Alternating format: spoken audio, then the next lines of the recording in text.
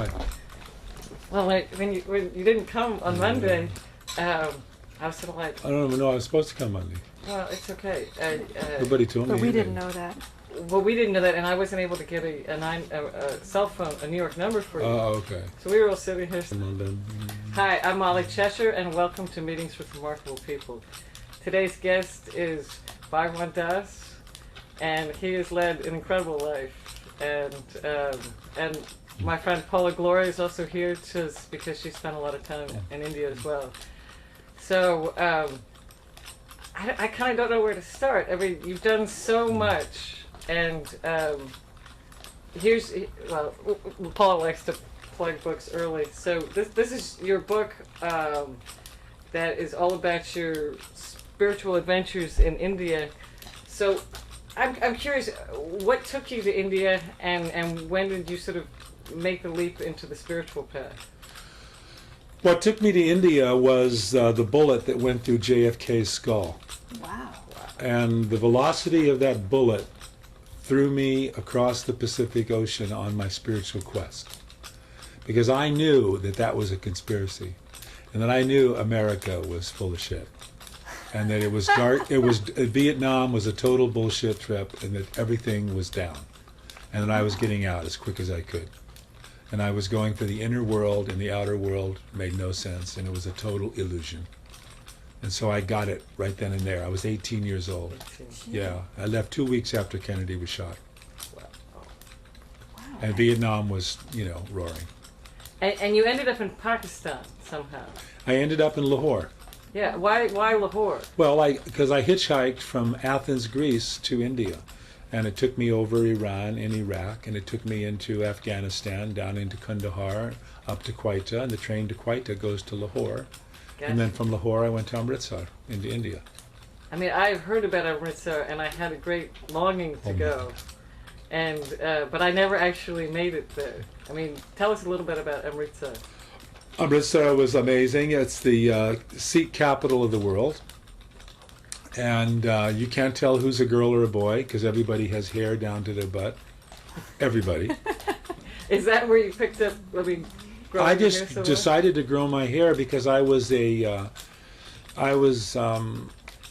basically a really hardcore fan of Allen Ginsberg, who had really long hair at the time, and so I was basically following Allen Ginsberg's footsteps. And I wanted to be a poet, and I was into poetry and the long hair and the beard. I was a beatnik. I was a Zen beatnik. And it never left you? It never really left, no. I mean, I left it for, 20 years when I was a yuppie, but I never, I came back. You were a yuppie? Well, and also there was an incident when somebody cut off your hair unintentionally. No, it was very intentional. You didn't know it. Oh, I didn't know it at the time. Right, that was in 1973. In Jackson Hole, Wyoming. I was part of the first transmission of Vajrayana Buddhism into the Western Hemisphere by the great Mahasiddha Chogyam Trungpa. And at a party, Chogyam Trungpa cut off my hair and initiated me into the Mahasiddha lineage of Tibetan Buddhism. Now, I'm curious, did it feel different? Because there's always this thing. Yeah, it felt great. In religion, there's a lot of people that shave their heads, and then there's a lot of people that grow their hair long. And right. What made it feel good? Well, all of a sudden, I didn't have like an extra 10 pounds of hair hanging on my head. It felt a lot lighter. It was really great. It was beautiful. So, I mean, but you went back to growing it. I mean, do you feel... Yeah, I went back to growing it again. I mean, what do you feel by having long hair? How does that... Well, it's as part of the yogic tradition, and it's sort of like, it deals with the deities of Mahakali and Shiva, and the yogic tradition is the tradition of the, matted hair. And it's part of that tradition. So I'm sort of, doing it in a traditional sense. But I'm not attached to it at this point in my life. And, I mean, I think that's the whole point with Kali, because I struggle with Kali sometimes. Because I'm more of a fan of Durga, because with Durga I feel like there's kind of, a badass chick in your corner that's willing to sort of go to bat for you. Whereas Kali, she just takes everything away from you. She does. Well, she wants you to know, Kali wants you to know that she's in charge, and that you are her child, and that she is your mother, and she's running the show. So you just have to constantly really, really get the deep devotion to her. She generally likes it if you worship her son, because mothers are crazy about their sons. So she loves it if you worship Ganesh first. Ganesh. Yeah. Om Ganga Ganapate Namaha. Ganesh is the Lord of the swastika. Yeah, Oh, let's really? talk about the swastika. Wow, interesting. That's right. I mean, it's an ancient solar symbol. It's a solar symbol of the sun. Right. And I mean, Paul, this is your apartment, so you got it up here. And what was your attraction to putting it up in your apartment? I'm just interested in conditioning, and if there's any kinds of reactions, say in myself, I like to study that reaction, you know. And I know in this society, I feel badly that a symbol has been hijacked by a seemingly powerful group, the Nazis, but I don't really think that powerful. But you've If we had understood- experiences with if we the understood yantra. all. Well, I've seen yantras in meditation. Undoubtedly you have, right, Bhagavan? Well, yeah, it's a very powerful, powerful symbol. And it's it's a sun symbol, and it's a, The sun symbol. it's the path of awakening, because it's a crooked path. It's not a straight path. There's many curves in the path, and it's a circle, because the swastika is the circular cross. It's the spinning cross. It's moving. It's not static. It's not a static symbol. It's a movement symbol. When you say crooked path, do you imply there's straight paths? You mean like the Christian cross? Yeah, Or the what we Christian think cross is the static. straight path? It's static. I see. And the swastika is the Christian cross with arms on it. Right. So it's moving. Then how about the Sri Yantra, or what we know as the Star of David? The Sri Yantra is the union of the male and female. And it's the continual union of both. So it's the most balanced. It's the most balanced. Yeah. Interesting. Yeah. It's not moving too much like the No, that's why the or it's Jews not- always win, because the it's not Jews are represented by the straight. Star of David, which is a perfect, symmetrical, six-pointed star. Mhm. And that's why they always win. They win. So you did a lot of austerities. Yes, I did. I mean, I enjoyed them, every one of them. really. Yeah. I mean, how do you enjoy austerities? This is a real. Because there's real bliss in really going beyond suffering. How do you go beyond suffering? You go beyond suffering by going right into the eye of it. Just like, going right into the eye of the hurricane. You go right into the eye of the pain. Because, for example, I mean, I was doing some practices with, I don't know if you know Pilot Baba. No, I know of him, but I don't know him. And he was saying to let your body fall. Well, I could feel my knees just really angry with me. Uh-huh. And I thought, I just, and he's like, don't worry, that's the mind. And Right. and my knees still, I still have issues with this knee because of trying to just get Uh-huh. beyond the pain Right. and not listening to my body. Right. So, in an austerity, does that mean that you are hurting yourself as you go beyond the pain, or is it something that really is just the mind and you can't go beyond? Well, you can go. I mean, mind, body is one, but it's just like disciplining the body. It's just like training a horse. Yeah. So you just like train your pet, which is your body, to, get behind your mind. You train it. I mean, it's a lot easier when you're young, to do austerities than when you're older, because your body's more limble and more subtle. You don't think Or you can supple. still do damage to yourself by not listening to your body? Well, I mean, that's all relative. What is damage and what are you talking about? We don't know. It's a mystery. It's just a question of what your inner guidance tells you to do and how deeply connected you are to your guru and what your guru is telling you. Your guru meaning your inner guru or a real Well, guru? outer guru is important to hook you up with the inner guru.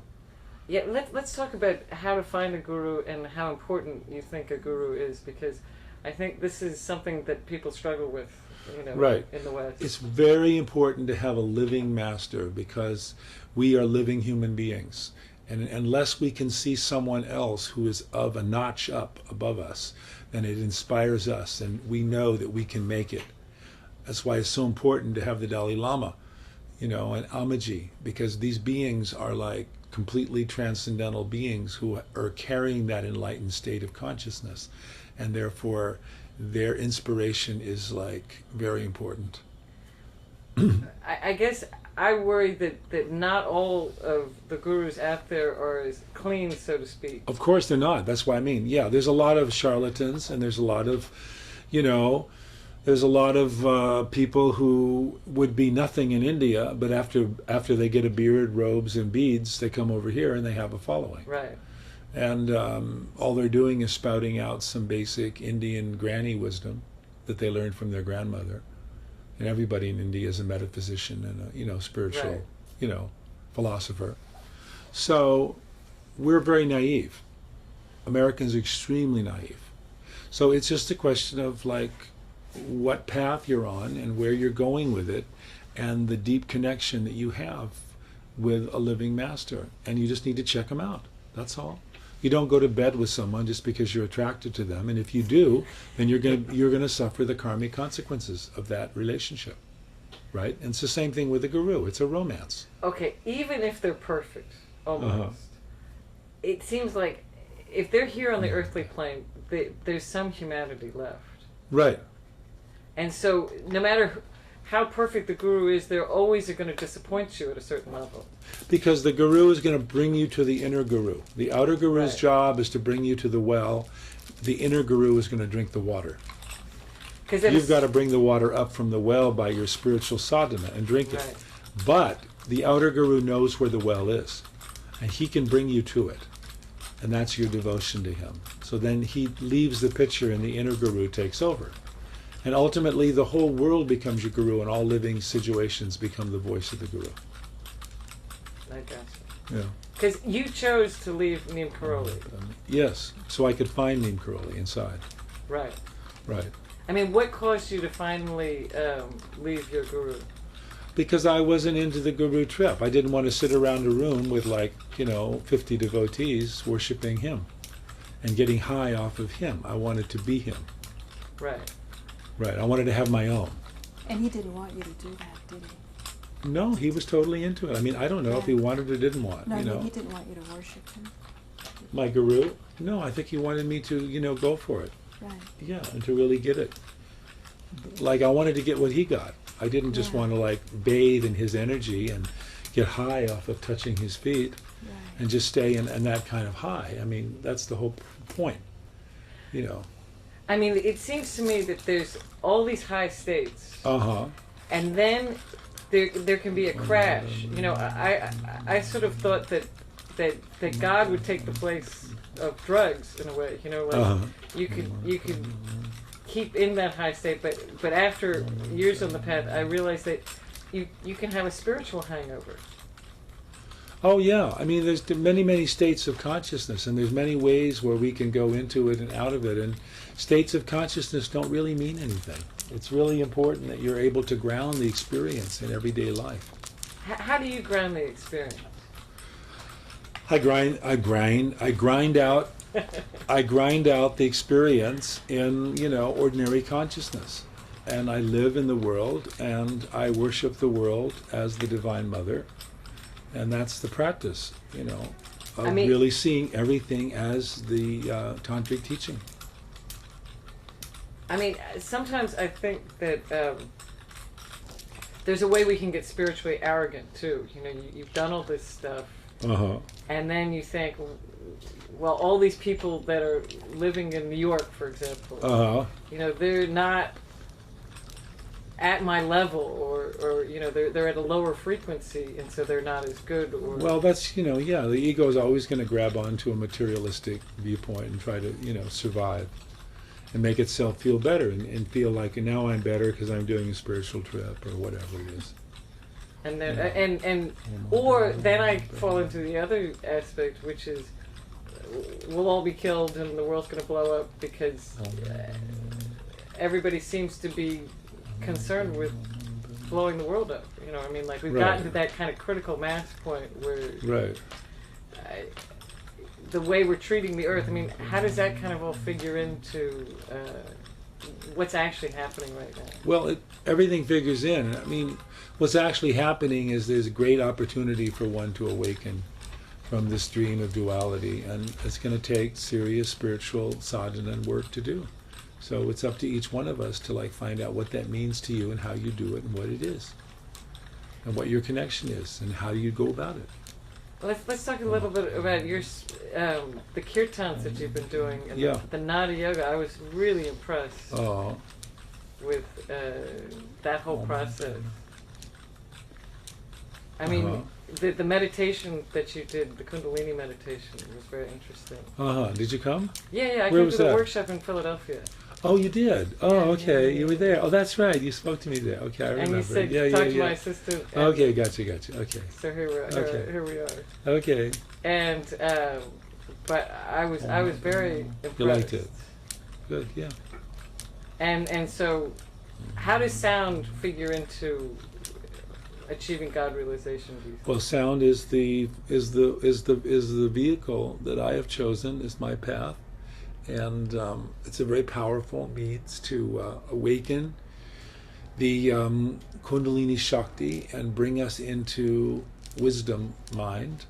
And sound is the voice that we use to speak and how we communicate, and it is the subtle energy of the nadam, of the inner sound, that the outer sound takes us to, and that's the power of the mantra, of being able to use the divine sound of the mantra to short circuit the neurotic tendencies of the mind to conceptual thought and clinging to past and future imaginary events.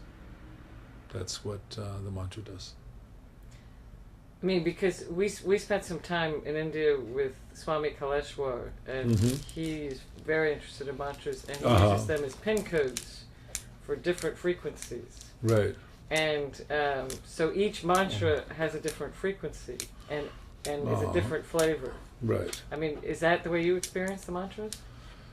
Well, I experience it not quite that way.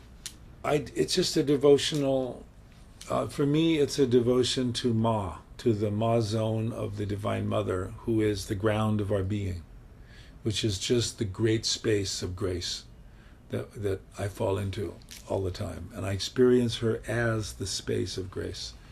And in that space, I worship her through the mantras. And I see them all as the garland of skulls around her neck. And these are the Sanskrit letters of the mantra. It's called the garland of letters. Shividya. And Paula did a different type of, she was with Maharishi for 20 years. Uh-huh. And you started out. I started out with Maharishi TM. Mahesh Yogi. Yes, I did. And I mean, did you find that the TM mantra a different experience than? No, it's a great way to begin, and I think it's a good practice. But again, it's just like, I think one graduates to different levels, and so you find the guru at the time that works for you, and that what you can deal with, and where he's going to take you.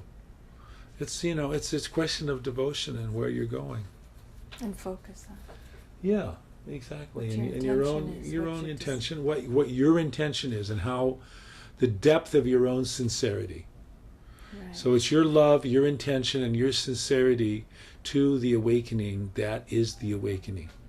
And that is the path of the awakening, is how much do you want it? Because we live in the world of desire, and you need to really want it to get it. Otherwise, you are not going to get it. You're going to get what you want. If you want to know what you want, look at what you got, because that's what you want. That's what you want. And so when That's you what you got. left 2 weeks after Kennedy was shot, that's what you wanted. Yeah, I wanted to get out of town. I wanted to get out of America. I never liked America. I thought something was wrong with it. Do you still think something's wrong with America? Well, I just don't like America that much. I mean, the consciousness of, the materialism of America. Where do you spend most of your time? Huh? Where do you spend most of your time? New York City You do? and Los Angeles. Yeah. You do? Yeah. Oh. I mean, at the end of the book it says you live in Harbin. I thought you lived in Harbin. I lived in Harbin for 5 years. But that's a realm of consciousness. Yeah. And so if I'm in Harbin, then you'd never meet me, and I would never be here, and I would never have seen you in Philadelphia, and people would not know me. I would be completely hidden away at Harbin Hot Springs. Harbin's a great place. Yeah, it is. But it's like, It's only and we want to reach as many sentient beings because it is a path of service, to all sentient beings. You feel you're doing Ma's wishes when you're connecting with Absolutely, her I feel like creatures, totally, all her children. Yeah. Because at a certain point, it seemed like you weren't very comfortable in becoming a guru, for lack of a better word. I've never been comfortable in the guru trip. I don't really believe it for myself, but I'm sort of being pushed into the seat, so I do my best to be her mouthpiece Because it and seems let her flow through me. Yeah, you have so much to offer. Yeah, so I have so much to offer, and I'm offering it reluctantly. Reluctantly. Yeah. So you're the reluctant guru. I don't want to do it, but I'll do it. I think that's the best way. You do? Yeah. Okay. I surrender. Because if you actually wanted to be a guru, I know. then you probably wouldn't be a great guru. Exactly. It's not a good career choice.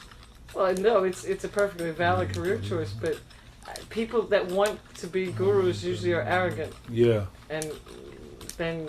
Right. They don't understand that Kali's running the show, and she'll cut you down in a second.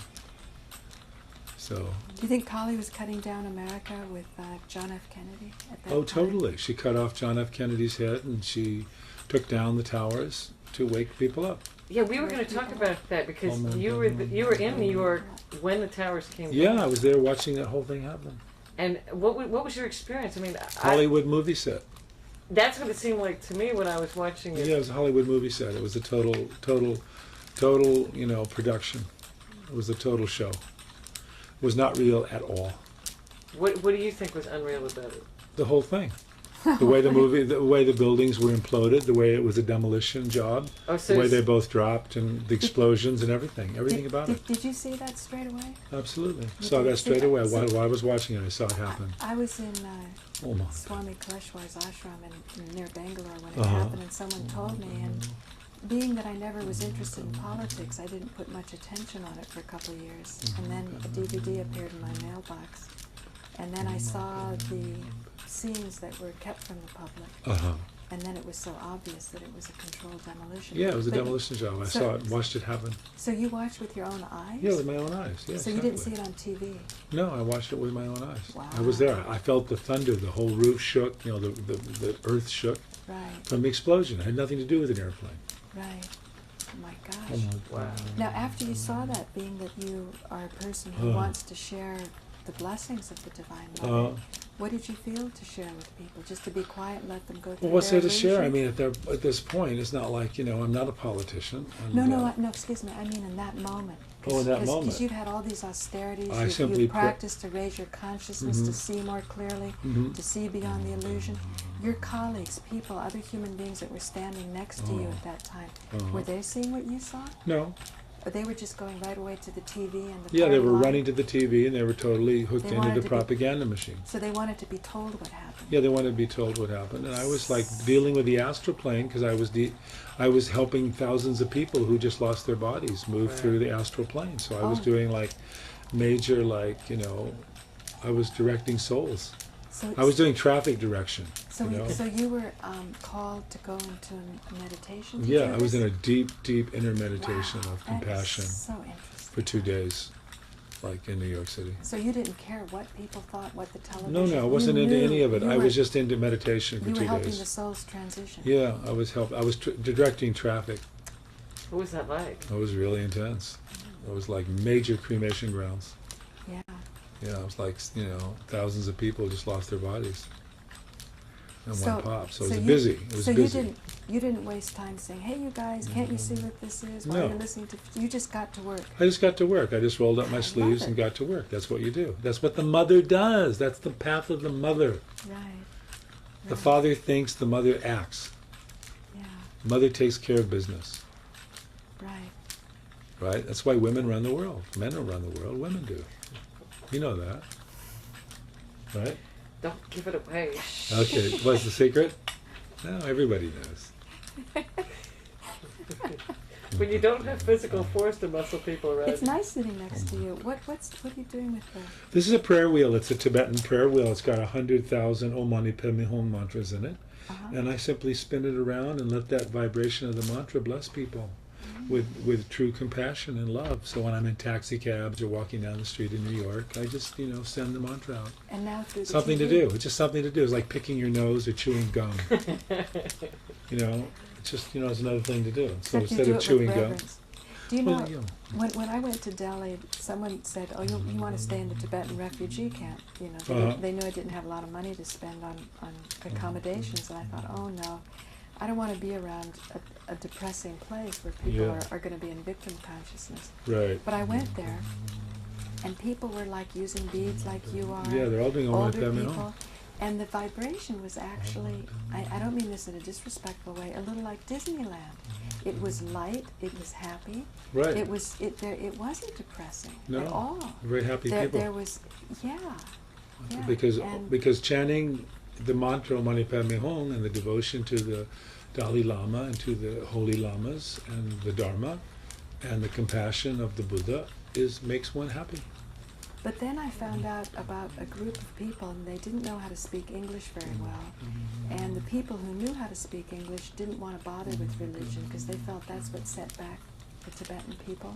You know what I mean? Yeah. Certain types feel religion sets you back, and a lot of them are in the 9/11 Truth movement.